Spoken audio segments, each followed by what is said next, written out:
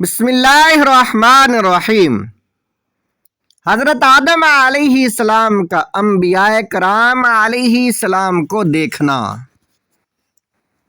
حضرت ابی بن کعب رضی اللہ تعالی عنہ اس آیت کی تفسیر میں فرماتے ہیں، وَإِذْ أَخَذَ رَبُّكَ مِنْ بَنِي آدَمَ مِنْ ظُهُورِهِمْ ذُرِّيَّتَهُمْ وَأَشْهَدَهُمْ عَلَىٰ أَنفُسِهِمْ أَلَسْتُ بِرَبِّكُمْ قَالُوا بَلَىٰ شَهِدْنَا أَن تَقُولُوا يَوْمَ الْقِيَامَةِ إِنَّا كُنَّا عَنْ هَٰذَا غَافِلِينَ۔ یہ آیت مبارکہ سورہ اعراف کی آیت نمبر 172 ہے۔ اور جب آپ کے رب نے بنو آدم کی پیٹھوں سے ان کی اولاد کو نکالا اور ان کی جانوں پر انہیں گواہ بنا دیا، فرمایا کیا میں تمہارا رب نہیں؟ سب نے کہا کیوں نہیں؟ ہم نے گواہی دی تاکہ قیامت کے دن تم یہ نہ کہو کہ ہم اس سے بے ضمیر تھے۔ اللہ تعالیٰ نے فرمایا میں تم پر 7 آسمانوں کو گواہ کرتا ہوں اور تم پر تمہارے باپ آدم کو گواہ کرتا ہوں، تاکہ تم قیامت کے دن یہ نہ کہو کہ ہم کو کچھ علم نہ تھا۔ جان لو کہ میرے سوا کوئی عبادت کا مستحق نہیں ہے، لہذا تم میرے ساتھ کسی کو شریک نہ بناؤ۔ میں عنقریب تمہارے پاس رسول بھیجوں گا جو تم کو میرا عہد اور میثاق یاد دلائیں گے اور تم پر اپنی کتابوں کو نازل کروں گا۔ انہوں نے کہا ہم گواہی دیتے ہیں کہ تو ہمارا رب عز وجل اور ہمارا معبود ہے، اور تیرے سوا ہمارا کوئی رب عز وجل نہیں ہے۔ حضرت آدم علیہ السلام نے ان میں غنی اور فقیر کو اور خوبصورت اور بدصورت لوگوں کو دیکھا۔ حضرت آدم علیہ السلام نے عرض کی، کہا اے میرے رب عز وجل، اگر تو اپنے تمام بندوں کو ایک جیسا کر دیتا تو کیا ہوتا؟ ارشاد فرمایا مجھے یہ پسند ہے کہ میرا شکر ادا کیا جائے۔ حضرت آدم علیہ السلام نے ان میں انبیاء کرام علیہ السلام کو دیکھا۔ ان کے چہرے چراغ کی طرح منور تھے۔ ان کو رسالت اور نبوت کے میثاق کے ساتھ خاص کیا گیا تھا۔ اس کے متعلق یہ حدیث پاک ہے، یہ آیت ہے، وَإِذْ أَخَذْنَا مِنَ النَّبِيِّينَ مِيثَاقَهُمْ وَمِنْكَ وَمِن نُوحٍ وَإِبْرَاهِيمَ وَمُوسَىٰ وَعِيسَىٰ ابْنُ مَرْيَمَ وَأَخَذْنَا مِنْهُم مِيثَاقًا غَلِيظًا۔ یہ آیت سورہ احزاب کی آیت نمبر 7 ہے۔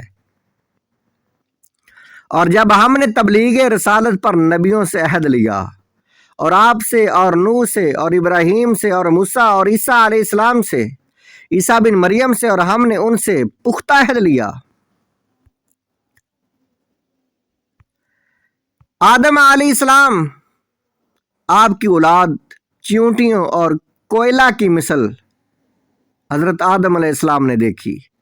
حدیث پاک حضرت ابو درداء رضی اللہ تعالیٰ عنہ سے روایت ہے، نبی کریم صلی اللہ تعالیٰ علیہ وآلہ وسلم نے ارشاد فرمایا، جب اللہ تعالیٰ نے حضرت آدم علیہ السلام کو پیدا کیا تو ان کے دائیں کندھے پر مارا اور سفید رنگ کی ان کی اولاد نکل آئی، وہ نکالی، چیونٹیوں کی مثل تھے وہ، اور بائیں کندھے پر مارا اور اس سے ان کی سیاہ رنگ کی اولاد نکالی، وہ کوئلوں کی طرح تھے۔ پھر دائیں جانب والوں کے لیے فرمایا یہ جنت کی طرف ہیں اور مجھے کوئی پرواہ نہیں ہے، اور بائیں جانب والوں کے لیے یہ فرمایا یہ دوزخ کی طرف ہیں اور مجھے کوئی پرواہ نہیں ہے۔ ابراہیم مزنی رحمۃ اللہ علیہ سے پوچھا گیا، کیا فرشتوں نے حضرت آدم علیہ السلام کو سجدہ کیا تھا؟ انہوں نے کہا اللہ تعالیٰ نے حضرت آدم علیہ السلام کو کعبہ کی طرف کر دیا تھا اور فرشتوں کو ان کی طرف سجدہ عبادت کرنے کا حکم دیا، جس طرح اس نے اپنے بندوں کو کعبہ کی طرف سجدہ کرنے کا حکم دیا تھا۔ حضرت قتادہ رضی اللہ تعالیٰ عنہ، حضرت آدم علیہ السلام کو جنت میں رہنے اور کھانے پینے کا حکم دیا اور ایک درخت سے منع کر دیا۔ اللہ تعالیٰ نے حضرت آدم علیہ السلام کو آزمائش میں مبتلا کیا، جس طرح اس سے پہلے فرشتوں کو مبتلا کیا تھا۔ اللہ تعالیٰ نے اپنی ہر مخلوق کو اطاعت میں مبتلا کیا ہے، جس طرح اس سے پہلے زمین اور آسمان کو اطاعت میں مبتلا کیا تھا۔ ان سے فرمایا تم دونوں خوشی یا ناخوشی سے حاضر ہو جاؤ۔ انہوں نے کہا ہم خوشی سے حاضر ہوتے ہیں۔ سو حضرت آدم علیہ السلام کو آزمائش میں مبتلا کیا اور ان کو جنت میں رکھا۔ ارشاد فرمایا کہ جہاں سے چاہو فراخی سے کھاؤ، اور ایک درخت کے کھانے سے منع فرما دیا۔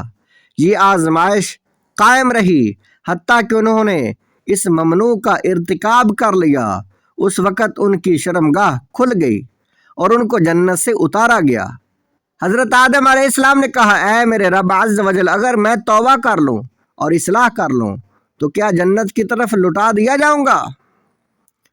اور تب انہوں نے کہا ربنا ظلمنا انفسنا وان لم تغفر لنا وترحمنا لنکونن من الخاسرین، سورہ اعراف کی آیت نمبر 23۔ اور ہمارے رب، ہم نے اپنی جانوں پر زیادتی کی، اور اگر تو ہمیں نہ بخشے اور ہم پر رحم نہ فرمائے تو ہم ضرور نقصان اٹھانے والوں میں سے ہو جائیں گے۔ انہوں نے اللہ تعالیٰ سے توبہ کی اور اللہ تعالیٰ نے ان کی توبہ قبول فرما لی، اور اللہ عز و جل کے دشمن ابلیس نے اپنے گناہ کا اعتراف کر لیا اور نہ توبہ کی، لیکن اس نے قیامت تک کی مہلت مانگی تو اللہ تعالیٰ نے ہر ایک کی دعا قبول فرما لی۔ حضرت آدم علیہ السلام کو معاف کر دیا اور شیطان کو قیامت تک کی مہلت دے دی۔